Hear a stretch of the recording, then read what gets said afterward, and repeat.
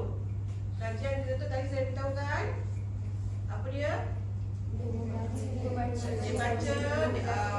juga mana-mana jurnal, dia buat analisis dokumen, okey, dan dia menulis. Okey, tadi nombor satu kan dia nak membetulkan fakta tu. Maknanya dia tak turun lapangan, dia tak buat kualitatif, dia membaca, dia menulis. Kajian literatur. Topik ni cantik sebab satu kajian literatur. Awak pun boleh menulis untuk awak ni mesti ada belum lagi lah awak belum fikir kan. Okey, start balik. Okey, teruskan. Okey, jurnal ini dikeluarkan pada tahun 2019. Dalam sinopsis abstrak, kajian ini membincangkan tentang perkembangan tenaga boleh diperbaharui, iaitu dalam proses pencernaan tenaga elektrik di Malaysia. Contoh-contoh tenaga boleh diperbaharui dalam jurnal ini adalah matahari, solar, hidro, angin, solar dan juga ombak. Metod kajian digunakan. Metod digunakan dalam penelitian ini adalah berdasarkan ataupun menggunakan rujukan daripada buku, jurnal dan juga berita sebagai bahan rujukan. Seperti yang kita tahu tadi, kajian ini adalah kajian literatur. Jadi, penulis mengambil data-data daripada sumber-sumber rujukan di luar. Jadi antara isi yang kami akan bincangkan adalah berkenaan tentang pengenalan tentang apa yang ditulis di dalam jurnal, sumber tenaga yang tidak boleh diperbaharui, jenis-jenis tenaga alternatif, kesan tenaga alternatif kepada negara, kesimpulan dan juga sumber rujukan yang kami rujuk. Seterusnya yang pertama adalah di mana pengenalan tentang jurnal ini. Penulis menulis jurnal ini adalah untuk menerangkan tentang tenaga alternatif, di mana tenaga alternatif ini bertujuan untuk menyelesaikan masalah sekiranya ada peningkatan bahan aktif fosil yang semakin meningkat setiap tahun. Ini saya sertakan dalam kajian itu, penulis ada sertakan anggaran setiap tahun yang kenaikan permintaan bahan fosil. Jadi saya ubah dia ke dalam kepada carta, iaitu di mana minyak sebanyak 1.4%, gas sebanyak 2.1% dan arang batu sebanyak 1.4%. Ini adalah peratusan anggaran. Jadi apabila berlaku peningkatan permintaan barang api fosil ini, dia akan menyebabkan oleh pengeluaran gas karbon dioksida dan mengakibatkan pencemaran alam dan juga isu pemanasan global. Jadi itu menyebabkan penulis menulis jurnal ini untuk mengenal pasti antara sumber-sumber tenaga yang ada, antara sumber-sumber tenaga yang boleh diperbaharui di Malaysia, dan juga terdapat kebaikan dan juga kelemahan sumber tenaga alternatif yang dapat memberi kesan kepada Malaysia. Seterusnya saya akan masuk kepada tenaga tidak boleh baharu. Dan sebagaimana kita tahu, sumber tenaga ni ada dua, iaitu sumber tenaga boleh baharu dan sumber tenaga tidak boleh baharu. Jadi dekat negara kita ni, kita sangat bergantung kepada sumber tenaga tidak boleh baharu, di mana kita banyak menggunakan petroleum. Tapi dalam graf bawah ni saya akan tunjukkan daripada tahun 2010 dan tahun 2018, yang di mana peningkatan peratus bagi gas asli sebanyak 40% berbanding dengan petroleum dan juga arang batu yang membawa nilai 29% dan 22%. Namun peratus bagi arang batu meningkat 11% pada setahun disebabkan permintaan yang tinggi.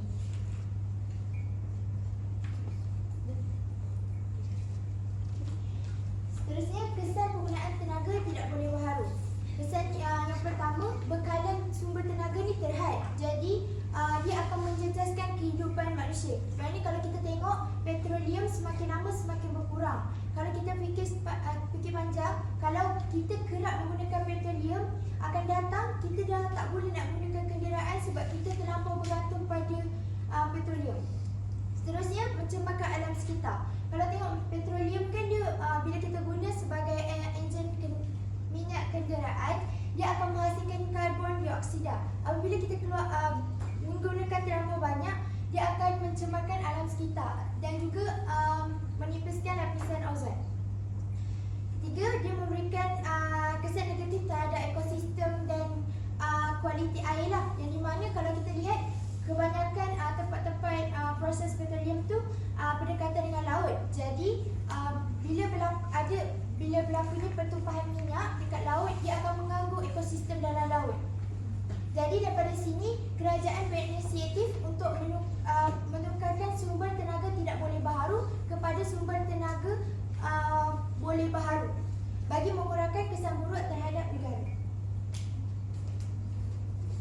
Jadi tenaga alternatif ataupun kita lebih dikenali sebagai tenaga yang boleh diperbaharui adalah satu tenaga yang boleh dijana secara berterusan. Menurut Aslam et al. Menyatakan sumbangan tenaga boleh diperbaharui kepada keperluan tenaga keseluruhannya adalah sekitar 12% pada tahun 1993. Jadi di dalam kajian ini, dalam jurnal ini, penulis menuliskan 5 jenis tenaga alternatif di mana tenaga hidro, tenaga solar, tenaga biogeosim dan gas, tenaga angin dan juga tenaga ombak. Jadi yang pertama adalah tenaga hidro, di mana tenaga hidro ini adalah satu pertukaran aliran air kepada tenaga elektrik. Di mana kebiasaannya ini adalah pada perawalan sebelum adanya tenaga solar, sebelum adanya tenaga biogeosim. Jadi tenaga hidro ni adalah tenaga yang terawal yang kita gunakan di Malaysia. Jadi macam mana tenaga hidro ni berfungsi, iaitu dengan adanya empangan air. Di mana empangan air ni adalah tambak yang dibina untuk nak menahan air. Apabila air itu ditahan dan kita membuka pengaliran dia akan menggerakkan turbin yang menghasilkan tenaga elektrik. Macam itulah tenaga hidro itu dihasilkan.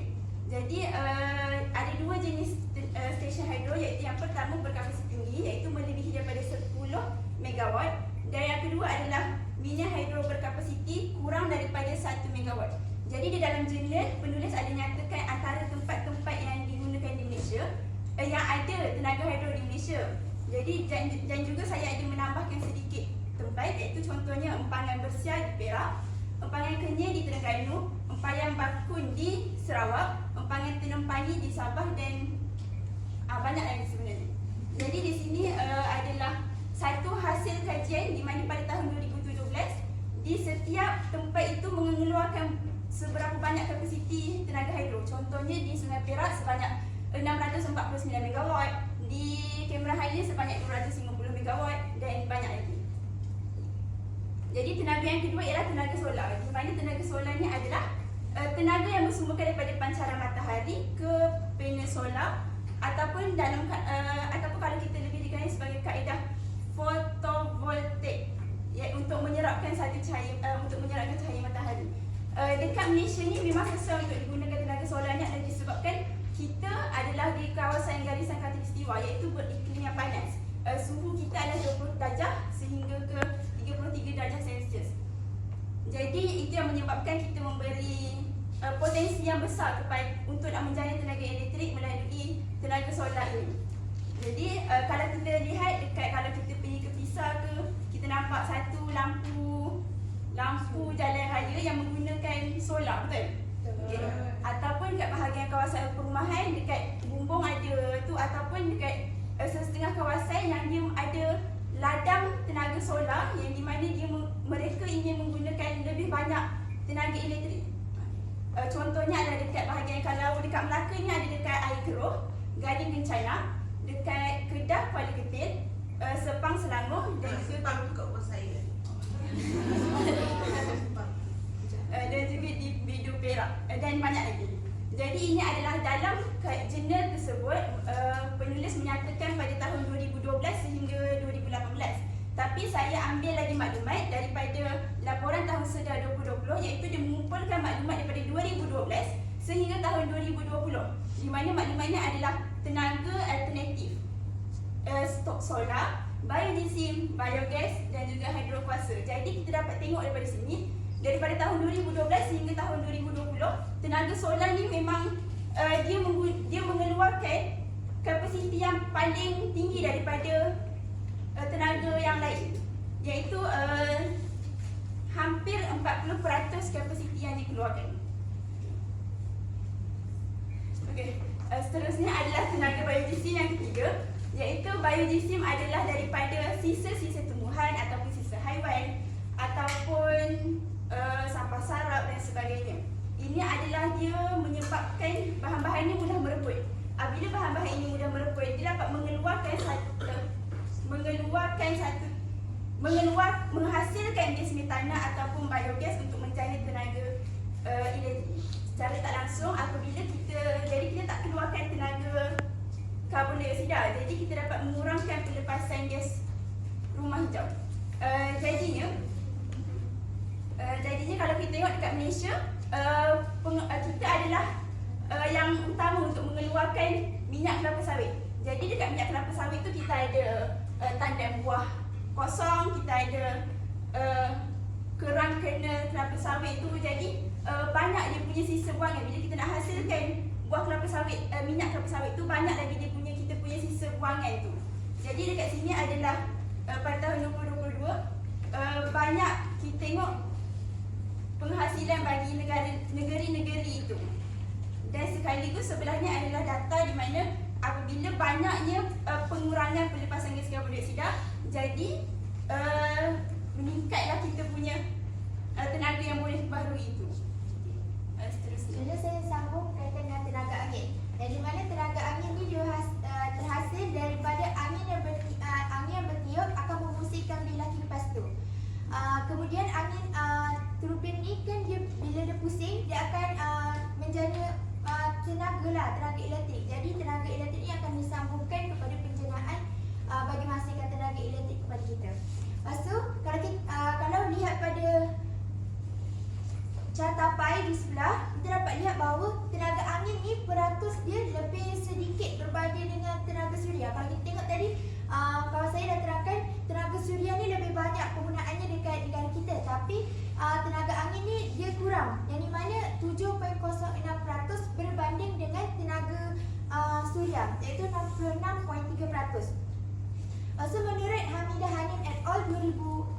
2019, Malaysia ni dianggap kawasan yang mempunyai kelajuan angin yang rendah berbanding negara lain. Sebab tu penggunaan tenaga angin ni tak terlampau banyak ataupun tak banyak diaplikasikan di negara kita. Sebab kalau kita tengok kuasa angin dekat Malaysia ni boleh capai 1.5 megawatt je. Jadi kalau kita tengok pun dekat dalam ni ada dua kawasan yang semenanjung Malaysia yang tinggi, boleh kata tinggi dia punya kelajuan tenaga angin tu, iaitu dekat Mersing dan juga Kuala Terengganu. Kat situ untuk tenaga angin. Seterusnya tenaga ombak. Ombak ni kalau kita nak tahu secara asasnya, ombak ni salah satu daya hidrodinamik yang bertindak ke atas pantai. Iaitu tenaga ni dihasilkan apabila meletakkan turbin air dalam arus pasang surut bagi memutarkan turbin tu. Jadi ombak akan kena dekat turbin tu, jadi turbin tu akan memutar, lepas tu akan menghasilkan tenaga. Air pasang surut dekat pantai ni biasanya dia berlaku sebanyak 2 kali lah, sebab disebabkan graviti bulan. Jadi menurut Saiful Nizam 2019 bahawa kelajuan dan tempoh masa angin ni memainkan peranan penting. Kedua-dua benda ni memainkan peranan penting untuk menghasilkan tenaga ombak lautan. Jadi kedudukan Malaysia ni dia berdekatan dengan Laut Cina Selatan. Jadi purata tenaga yang boleh dijana ni sekitar 65 kW hingga 110 kW bergantung kepada alat penukar masa yang digunakan. Jadi tenaga ombak ni lebih tinggi lah penggunaannya sebab kita ni kan dekat dengan Laut Cina Selatan. Jadi tenaga yang dihasilkan pun lebih banyak berbanding dengan tenaga angin tadi. Baiklah, seterusnya kita akan pergi kepada kesan 4.0 iaitu kesan tenaga alternatif kepada negara. Jadi berdasarkan artikel, berdasarkan jurnal ada menyenaraikan tentang kelebihan dan juga kelemahan sumber alternatif tersebut, iaitu pada muka surat 137 dan juga 138. Jadi daripada kelemahan dan juga kelebihan tersebut saya dapat simpulkan kepada kesan kepada negara. Jadi dalam soalan menyatakan tentang kesan kepada negara, jadi ianya bersifat umum. Jadi saya telah pecahkan kepada dua, iaitu kesan baik dan juga kesan buruk. Kesan baik pula saya pecahkan kepada 4 aspek, iaitu aspek sumber tenaga, aspek alam sekitar, aspek sosial dan juga aspek ekonomi. Daripada segi aspek sumber tenaga alternatif ini sebenarnya dapat mengurangkan lagi kebergantungan kita terhadap bahan aktif fosil, kerana dengan pembangunan sumber tenaga alternatif kat Malaysia ni dapat kita mempelbagaikan lagi sumber tenaga Malaysia. Jadi daripada situ dapat kita berubah kepada tenaga yang lebih bermanfaat lah. Pada masa yang sama juga dapat kita memelihara sumber-sumber jadi yang kat Malaysia ni, iaitu bahan fosil kan sumber tenaga tak dibaharui. Jadi kita mesti memeliharanya. Selain itu juga dapat kita tingkatkan daripada segi sumber tenaga, daripada tingkatkan lagi penjanaannya. Kerana sumber tenaga alternatif ini adalah sumber tenaga yang dapat bertahan dalam tempoh masa yang panjang dan juga tidak akan habis. Jadi daripada situ sumber tenaga kat negara kita ni dapat ditingkatkan penjanaannya secara stabil dan juga berterusan sehingga masa akan datang. Yang kedua pula, daripada aspek yang kedua ialah aspek alam sekitar. Seperti yang telah disebutkan oleh Rasuhan dan juga Atira, sumber tenaga alternatif ini dapat meminimumkan pengeluaran gas rumah hijau. Contohnya karbon dioksida, juga sulfur dioksida dan juga sebagainya. Sumber tenaga alternatif juga dapat menghasilkan, kerana apa? Kerana sumber tenaga alternatif ini dapat menghasilkan tenaga tanpa membakar bahan api fosil yang sememangnya mengeluarkan karbon dioksida itu. Jadi daripada sini dapat kita meminimumkan pengeluaran gas rumah hijau sekaligus dapat mengelakkan daripada berlakunya pemanasan global dekat Malaysia. Seterusnya, kita juga dapat mengelakkan daripada berlakunya pencemaran alam sekitar. Kerana apa? Sumber-sumber seperti hidro, angin, solar juga ni adalah sumber tenaga yang bersih, yang tidak mengeluarkan sebarang sisa bahan bakar. Jadi sebabkan itu kita dapat menjaga alam sekitar kita. Seterusnya, sisa tumbuhan dan juga binatang juga dapat kita manfaatkan dengan lebih baik. Kerana seperti tahu biogesin, sumber tenaga biogesin ini dapat menggunakan sisa pertanian dan juga haiwan. Jadi daripada situ dapatlah kita mengurangkan pembuangan sisa-sisa tumbuhan dan binatang. Daripada segi aspek sosial pula, sumber tenaga alternatif ini dapat meningkatkan lagi kebajikan dan juga kualiti hidup rakyat, di mana di mana ianya mampu untuk meningkatkan lagi peluang pekerjaan, keperluan mereka mencukupi iaitu daripada segi tenaga elektrik, dan juga ia sangat memudahkan urusan kehidupan mereka. Seterusnya, masyarakat pedalaman juga dapat manfaat yang sama, di mana mereka mendapat tenaga elektrik walaupun mereka berada di kawasan pedalaman. Di kawasan pedalaman kan tiada orang kata grid nasional yang tenaga elektrik itu. Jadi dengan adanya sumber tenaga alternatif seperti tenaga solar, dapatlah mereka bekalkan tenaga elektrik dekat rumah-rumah mereka. Seterusnya, golongan muda juga dapat berminat untuk ataupun berkecimpung dalam bidang ini kerana perkembangan ataupun pembangunan sumber tenaga alternatif ini seiring dengan teknologi yang berada di Malaysia ini. Seterusnya ialah aspek yang terakhir, aspek ekonomi. Ekonomi negara kita tidak akan jatuh meleset. Kerana apa? Sumber tenaga alternatif ini tidak akan menyebabkan inflasi. Kita tahu inflasi iaitu berpunca dari minyak tu, kenaikan harga minyak iaitu berasal dari kenaikan kos sumber asli tersebut. Tapi kalau sumber tenaga alternatif ni dia meningkatkan dari segi kos infrastruktur tu. Jadi di situ kita dapat menjangka lebih awal. Jadi jadilah orang kata ekonomi negara kita akan meleset. Seterusnya, dengan perkembangan industri sumber alternatif juga yang semakin meningkat saban hari akan menarik pelabur asing untuk melabur kat negara kita berdasarkan perindustrian semakin berkembang tersebut. Dan akhir sekali, ekonomi negara kita ataupun kewangan tidak memerlukan peruntukan kewangan yang banyak setiap masa. Kerana apa? Kos penyelenggaraan ataupun kos operasi adalah murah. Dan pada masa yang sama juga, sumber tenaga alternatif tidak banyak berlaku kerosakan padanya, sebab itu tidak memerlukan banyak peruntukan wang.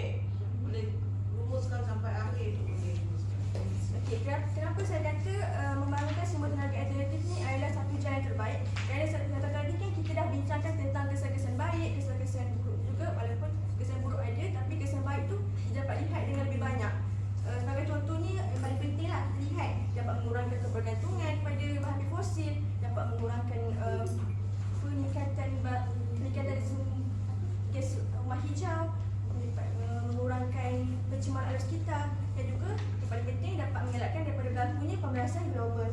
Jadi daripada penerangan akidah dan juga nasuha, ada dapat kita lihat bahawa biodiesel adalah satu tenaga yang berpotensi tinggi. Di mana biodiesel ni pengeluaran dia tak terlampau banyak. Jadi kita lebih prefer untuk biodiesel. Selepas biodiesel, yang kedua kita ada solar. Sebab penggunaan solar ni lebih banyak berbanding dekat negara lain. Kita banyak Elak bercakap kat depan tu mengganggu menggunakan Kalau makan nak bagi full mat dah tolak-tolak ya. Mat kolok cakap. tenaga solar. Kalau kita lihat kat Malaysia ada juga kita buat satu pembangunan dekat laut untuk letak solar. Okey, dah cukup tu. Baik, soalan saya Baik, bagaimana jurnal ni membantu pemahaman anda pada topik ni? Topik ini kan soalan berkenaan dengan tenaga alternatif, sumber tenaga alternatif dan juga kesan kepada negara. Jadi dalam artikel ini ada menyebutkan tentang jenis-jenis sumber tenaga itu yang dapat meningkatkan pemahaman kita, dan pada masa sama terdapat juga kelebihan dan juga kelemahan yang sekaligus kita dapat simpulkan menjadi kesan kepada negara kita. Itu saja. Dia lain. Kalau dari jurnal ni dapat membantu kita mendalami dengan lebih mendalam berkaitan tenaga ni. Kalau kita tahu sebelum ni maksudnya sumber tenaga tak boleh baharu tu lebih banyak macam lebih kita bergantung kan. Tapi bila kita dah huraikan dalam ni, sebenarnya sumber tenaga alternatif ni lebih berbaloi kita gunakan dekat negara kita sebab dia lebih memberi banyak impak kepada negara kita. Seterusnya tambah lagi, kalau jurnal ini kan dia melakukan satu kajian literatur. Jadi dia meletakkan satu dia ada bagi data-data yang mana kita lebih nampak yang di mana sememangnya tenaga alternatif ni memang berkesan. Jadi di situlah kami pilih jurnal ini kerana dia menepati dengan kami punya tajuk. Okey, baik. Sekarang ni buka slide 3.0.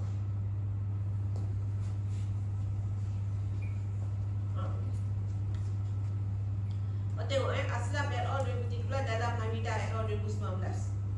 Okey, di mana anda letakkan penghargaan bagi penulis ini?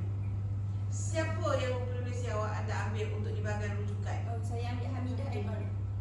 Kami, bukan saya. Kami mengambil Hamidah, di mana Hamidah ni adalah penulis pada jurnal ini. Jadi kami letakkan dalam semua rujukan. Okey, apa jadi dengan Aslam? Hanya muncul dekat sebelah sini saja. Dekat pada rujukan hanya letakkan Hamidah. Cuba buktikan dalam rujukan.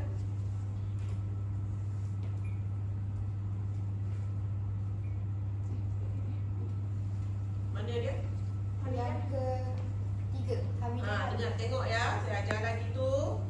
Untuk petikan yang ambil 2013 tu dia ada dalam Hamidah. Jadi tak payah buat Aslam kat luar, tak payah ya. Ambil yang lepas dalam tu siapa? Hamidah et al 2019. Kajian ni dikaji lagi oleh Hamidah. Betul ya. Cuma kita tengok balik sebuah rujukan ni.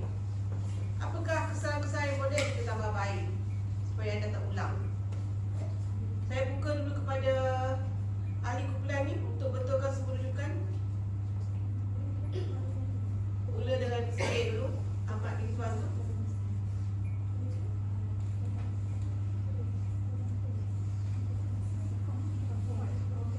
Nombor 1 tu buku ke apa? Buku. Okey, apa kesalahan di situ?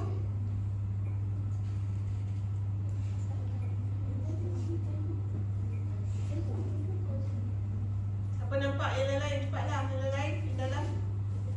Kita dapat jawab untuk tolak markah.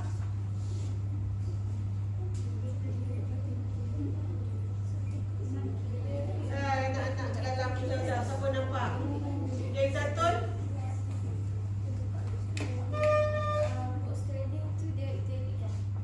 Sepatutnya tak perlu italik ya, sebab dia syarikat. Yang di italik sepatutnya apa? Geografi dan 3 kesan pertama. Baik, antara Ahmad dengan Fairuz, lebih baik anda jarakkan ke bawah satu tab tu kan. Dia betul ni, single betul masing-masing. Tapi antara tajuk rujukan pertama dan kedua tu nampakkan dia ada jarak. Okey, tengok yang nombor 2. Apa kesalahan? Baiklah.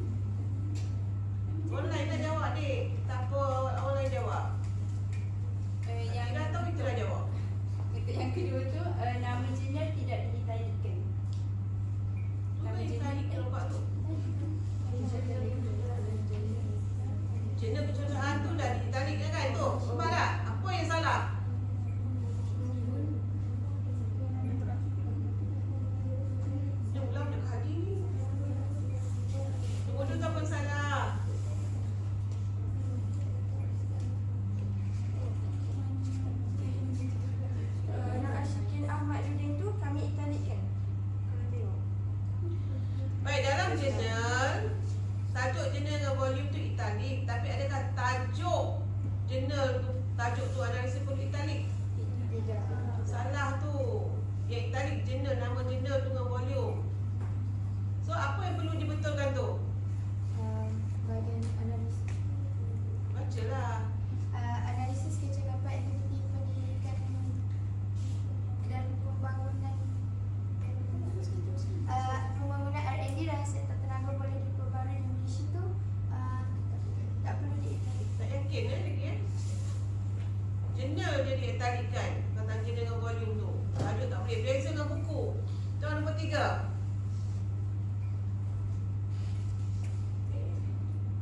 Dia betul buat jurnal on technical tu dah. Okey, nombor 4. Betul ke salah? Nombor 4 ni penulis dia tak ada sebab dia sayang daripada buku plan. Jadinya Plan lah tu. jadi Okey, nombor 4. Nombor 4, tajuk tajuk buku tak diitalikan. Salah ya. Ya. Nombor 5.